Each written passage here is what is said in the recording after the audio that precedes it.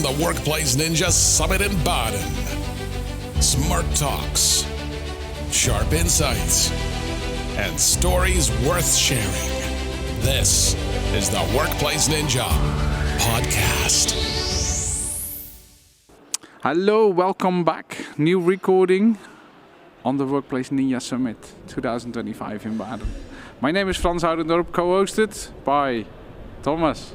Hello, welcome to this podcast with amazing speakers which are doing a lot of community contribution during the year, and we are happy to have you here. Not only during the year, they are here, and not only to present sessions, during but the day. During day presenting sessions and being on a podcast table.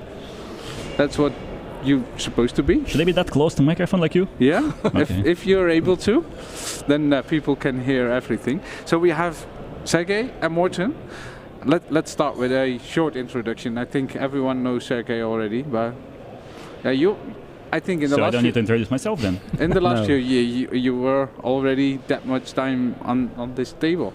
Yep, my name is Sergey. I'm a security consultant, instructor, conference speaker. I have fun with the endpoint security, any kind of security, but my favorite one is offensive part and show how things can be compromised. So quite often I work with Morten, which do the opposite. And that makes a happy session, probably. We'll see. A lot of fun. Yeah. And Morten, you're coming from Denmark. Who Yeah. are you? Yeah, my name is Morten, as you mentioned, coming from Denmark. And it's actually my first time being here at the Workplace Ninja in Europe. And it's a lot of fun. I really enjoy it. So many happy faces. You have done an amazing job. So congrats on that. And very well organized. And yeah. So I'm really happy to be here doing two sessions and with Sergey. So we have had a lot of fun. So, before we dive deep into all things Entra or what's the other session, it's a duel. Before we dive in, you both have deep expertise in security. What's one of the trends in identity or threat defense that organizations still underestimate?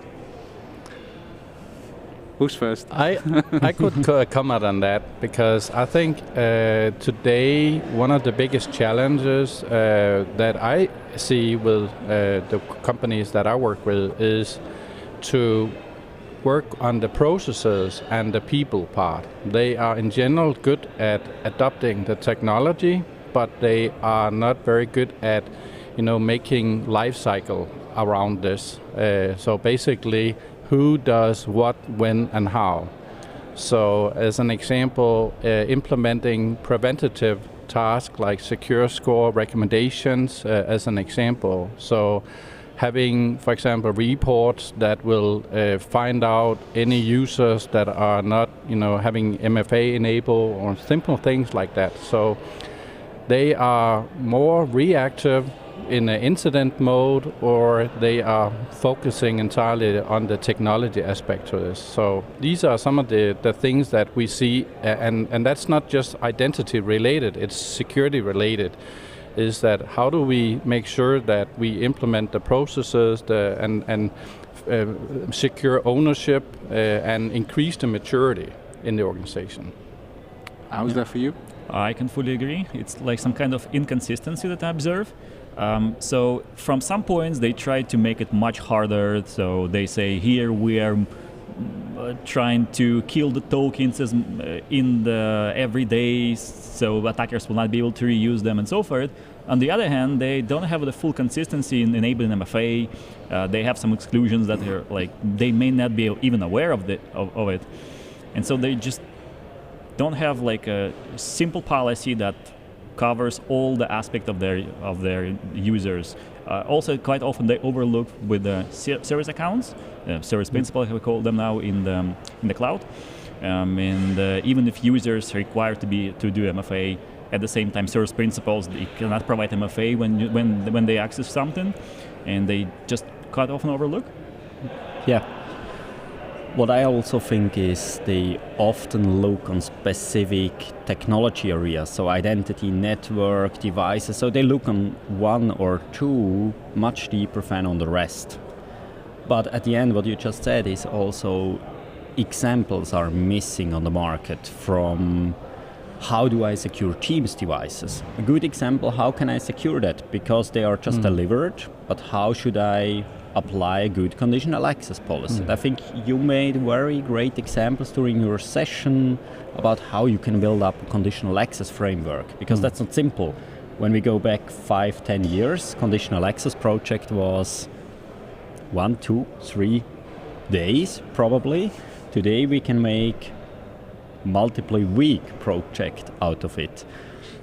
How do you see this, and what have you built up? What have you shown to the audience? So you're talking. You're exactly talking about the point that I want to make here is that you think of it as a project where it's kind of a set and forget. Maybe you have enabled conditional access policies, but again, how often do you go in and check, for example, the new features that Microsoft providing, which are in the portal, for example, token protection has been available for a very long time in preview.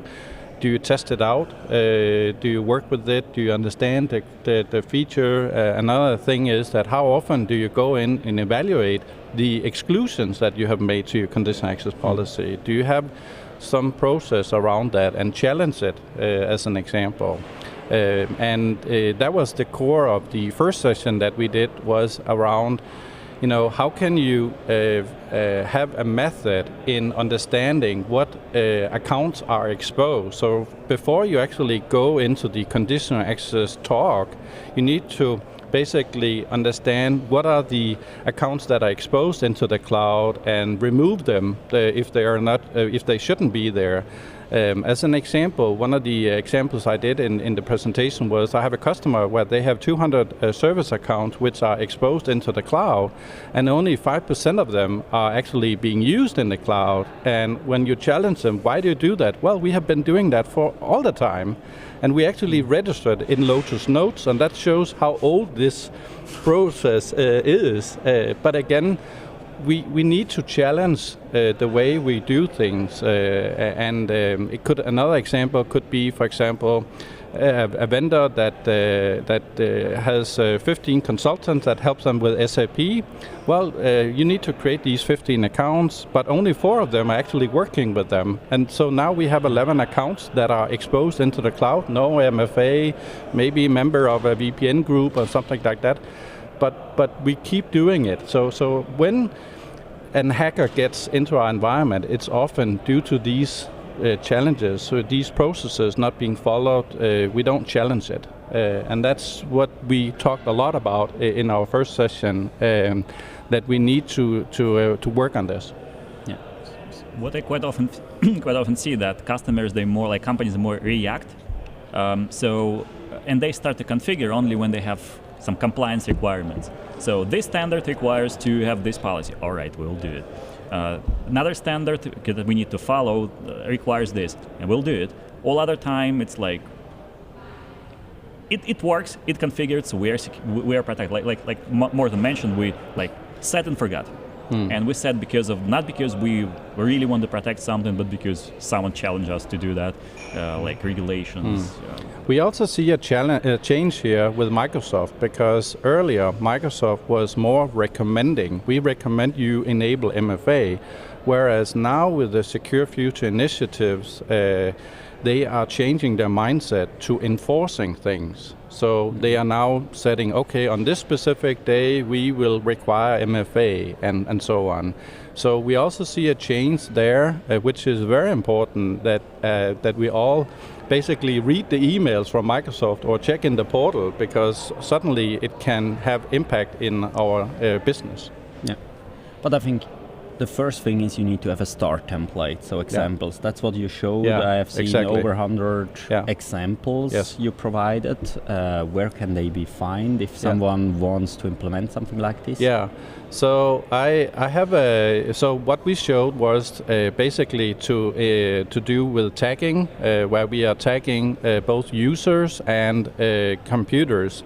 and it's out on the GitHub Entra policy suite. If you search for that, then you will find some starting templates where you can both enable tagging for this using a simple PowerShell script, and you can basically use any method of your choice, but I have provided a PowerShell method of doing this, and a CSV file where you can modify to your needs. And then you tag, for example, what is the type of user, the classification, and you will also tag the authentication methods which are being used or should be used for this particular user. And then typically we start a longer cleanup process after the initial tagging, because now we have found out what is the accounts that are exposed to the cloud, and we start to remove those if they shouldn't be there.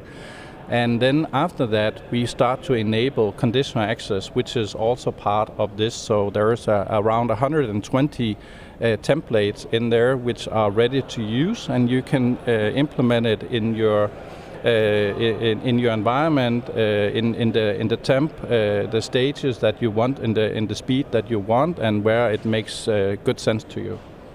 You mentioned automating 119 conditional access policies. Why is that a number, and what's the real world impact of that automation?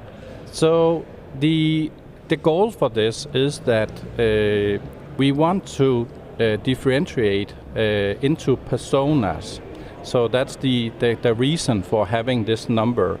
And so we have different personas, like one persona could be an external admin, and another persona could be an internal user, a third one could be a service account, a Teams room, a shared device user. So we have different personas that we target. And each of these different personas have different configuration, like how often do we do, for example, session lifetime, revoke, and it could also be what type of authentication methods do we use. So that's why we spread them out and we structure them in different personas, and they are numbered using a template method. And it's based on the conditional access framework from Microsoft. And I have just added more from my experience that I am meeting on my work with my customer as an example. For example, if you have facility access only, that's a category I have, which is, for example, for cleaning people working with the customer. If they need to have an ID, they need to have an account. So we also need to categorize that, and that persona is not part of the framework from Microsoft, as an example. That was now the configuration view. Then is the process, and I think especially keeping them secure is one of the biggest issues what customers have. Probably you, Sergey, can a little bit more elaborate about what do you see, where make customers the biggest mistakes in that? Exceptions, I would say. I would agree in general about exceptions. Also, there are something that they are not sure about. Accounts, objects in their directory that exist for years. Groups, for example, like a good example of groups. They exist for years. No one knows why they are there, but if you remove them, what might happen? Which access provide to these groups? What if I remove the group? What will happen? Will those users lose the access, or this application doesn't exist anymore, or they should not have this access anymore? So something that we accumulate over years and years and years, and now no one knows where it started, why did we create it. There are not enough notes on the group, on the description, and the lack of tagging, like also Morten mentioned, and just accumulated. And we're all humans. We cannot monitor all hundreds or even thousands of groups and the resources that we have, and thousands of users that are members of those groups. And it's overlooked naturally. So just because of the big numbers. We cannot sit every day and check their membership and also verify if they still have this access. But I think it's also important that we keep challenging ourselves, and some of the times the vendors also helps us. Like, for example, let's say you have a product which is, for example, a backup tool. Maybe in the beginning it was using a service account, a normal user, and now it is using like an app, for example, where we can protect it in different ways. So we need to keep moving and challenging things and all the time. And I think that's very important that we keep doing that. As a simple example, if you come into a building and into the reception, maybe you see an info screen hanging in the reception. How do you protect those? You know, do you just lock it down using like a user ID and a password? Can you log in with that account from the whole world, or is it limited to just this IP from this building? Or have you moved, for example, to Windows Hello with a PIN code, as an example? So we need to continuously improve our authentication method. Another example could be a FIDO key for a service account. Could be a better way to protect it, as another example. Let's do a quick myth busting. What's one of the outdated identity practices that needs to die in 2025? All of them. Well, all outdated should die. over time, passwords should die, but that's not a 25 thing. That's a we'll more get long retired term. before it. Yeah. I would say it depends on like what kind of environment you have, because if you have legacy environment, you are kind of tight, because like nowadays normal practice have MFA everywhere, but in legacy environment, like what we call legacy, or what Microsoft call legacy, that might be a challenge. So have MFA everywhere in your on-prem environment with a bunch of applications. That's kind of not very easy task. I had this question with a CISO round table, I think a year back, where they asked me, what are the top 10 things to do? And I said, enable MFA at least, if not phishing resistant directly. And I could also mention one, which is removing our dependency to Active Directory. You know, moving to a modern workplace, Windows Hello, Kerberos Trust thing, and starting that transition. I think that's an important part. Yeah. Let's move on to the other session that you guys have done, the dual attacker versus defender. That sounds like a cybersecurity showdown. How did you come up with the idea for a live attacker-defender duel? Morten, would you like to say about that? Well, I think I did it in the presentation. Now it's your turn. Okay. So for years, also at this conference, I show how things can be compromised. But like 90% of my demos were like about cyber attacks. And so then at one of the conferences, I got Morten as the co-speaker, and we start to think how can we help how he can bring value to the session. And so we made decision, like for fun. I show cyber attacks, but I didn't tell to Morten what is gonna happen. So it was just surprise for him as well. So he and everyone in the room, including Morten, saw that for the first time. And so the idea was that Morten see it for the first time, and then he start to pick it up and investigate. And give ideas about the protection. So that we told about that to participants that we were making an experiment. You want to continue, or you want me to tell the story? So while I was, taking over on the stage, I was saying to Sergey, because I was refreshing the browser and there were no alerts. There were no alerts. On this particular day, Microsoft decided to have problems with the whole Defender platform. And I was saying to Sergey, let's switch to my tenant because I know it is working. And there was no alert. So it was kind of improvising stage there where we had to, tell that we were laughing around that. So we have learned from that now. So we actually did a dry run. run. Like, oh, that was such a great session. So we decided to repeat it again and to do it like normally with the real alerts. I try my best to generate more alerts and so forth. That's how we started to do it. Then we did it a few times. By this conference, I decided that we should make changes. And now we keep the same idea about the fighting between red and blue, but it's a brand new content that we did not present before. So you added the attack mechanisms that Morten did not know. Morten was surprised again. Yeah. And actually it was really powerful because I only had one alert, where previously maybe I had more noisy and easier to demonstrate, but one single alert, and Sergey actually had domain admin permission.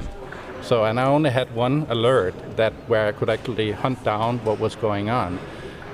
So if you in real life miss that particular one alert, you could actually miss this attack. Yeah. For the defender side, how do Microsoft 365, XDR, Sentinel, Copilot for security, whatever is there, does change the game during an incident? Yeah, so basically Microsoft has a lot of different products. I think if you add them together, probably more than 50 security products that has been acquired and built over the years. So one of the key values that I like about using the whole security stack is that it works together, like so that you can follow the attacker and the different lateral in an attack, and it's not different islands that you probably will see if you have different vendors and products in your environment. Here we actually have a platform that works together. So both from an incident perspective, we can see the different telemetry and the different assets that was involved, and we can follow the attacker. The second thing, which I think is very important besides the incident, is how can we prevent this from happening? Where we have the secure score, the exposure management, the attack path, where we can prevent this from happening. Which I find is really, really cool. I really like the exposure management, where we can now see the whole stack, including the endpoints, the Entra, the email, the Azure environment, and all the recommendations are in the portal. So that's where we take on the Defender hat. But Microsoft has recently also added the attack path, where it actually shows how an attacker can move into your environment and make lateral movements. So I think the whole story is really good. But again, it's very important that someone takes ownership and knows how to deal with this. So again, going back, if we don't spend time on preventative tasks, we'll spend all the time on incidents or more reactive tasks. Connecting to the previous one, to previous topic, in the same XDR we're going to have identity alerts and identity incidents as well, and they can be combined together with the endpoint and other kind of incidents. How do you see has the platform evolved? I mean, we had Sentinel incidents alerts a few years back, and now with XDR. Yeah. Is it more enrichment? Do you get more context? Yeah. How has this changed for you, if you fight against? I like what I'm seeing about the enrichment, and overall it adds more and more data to the logs, and basically if you see the sign-in logs, we are seeing more columns of data. We're seeing more enrichment of data. For example, we see what conditional access policies were applied during the sign-in, as an example. On the side of that, we also see an increase of log cost, but that's a whole other story. But from a security point of view, we see a lot more enrichment, which I really like. I also see that the move that Microsoft are making, to make it easier for customers to understand, we only have one Defender platform instead of pushing Sentinel as a product. Now we are seeing we only have one product, and we of course know under the hood that we have multiple connectors in there. But I like what I'm seeing here, and the customers also makes it easier to understand. I think it's a good story. Yeah, I would say here one of the part of my consulting was, the assessment that I did during consulting is like make an assessment what customers have, and they don't use it at all. So, and quite often I heard some like, oh really, we have this service? Yeah, you pay for this. You have it in your license. You never used it. No. Or like, they have enabled Defender for Cloud, for example. They pay for it, but they never check any alerts. And now, if everything is unified, and if you check or not Defender for Cloud alert, you will still have the same alerts in XDR. So when we unify that stuff, there's a higher chance that customers will really use their tools that they pay for.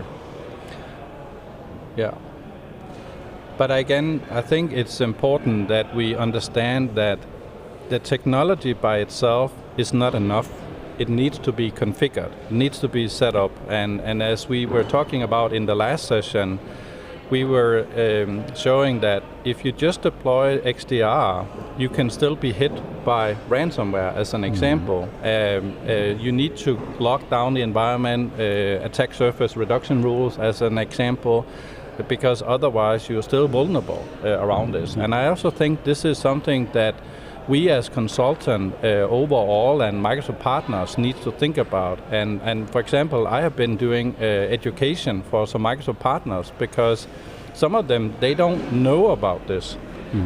So we need to keep learning and going on conferences so that we can learn about some of these new technologies. And we don't need to have global admin permission all the time. We can implement PIM as an example. We can also use PIM together with GDAP as another example. So there are a lot of things that we can do, but we need to also challenge the way we are working. I think it's quite important that this education takes place, because with the partners we have the scaling effect as well.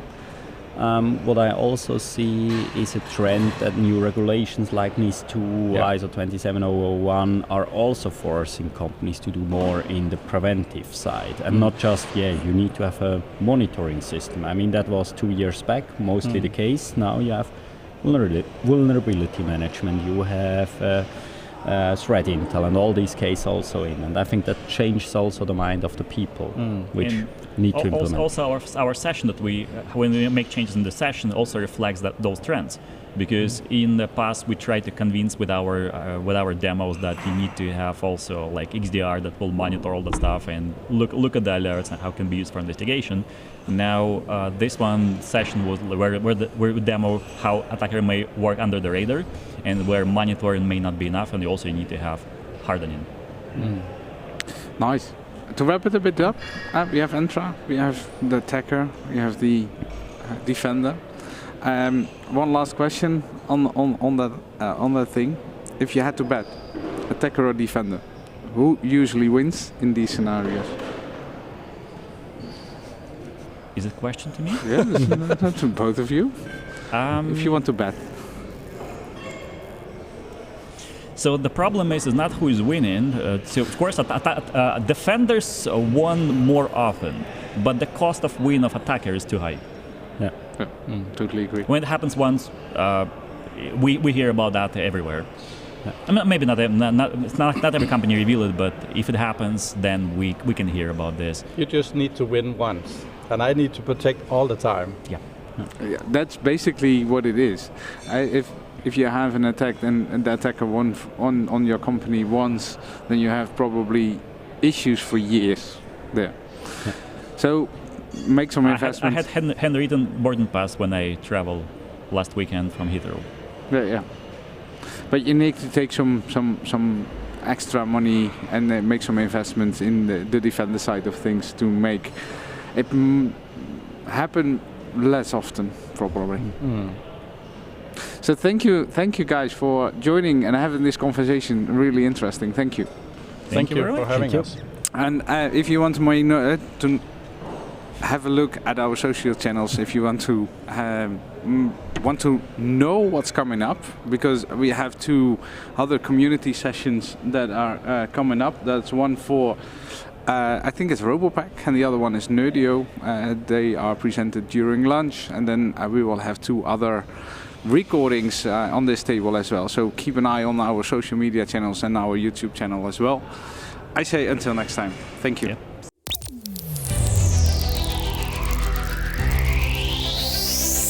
Thanks for joining the Workplace Ninja podcast.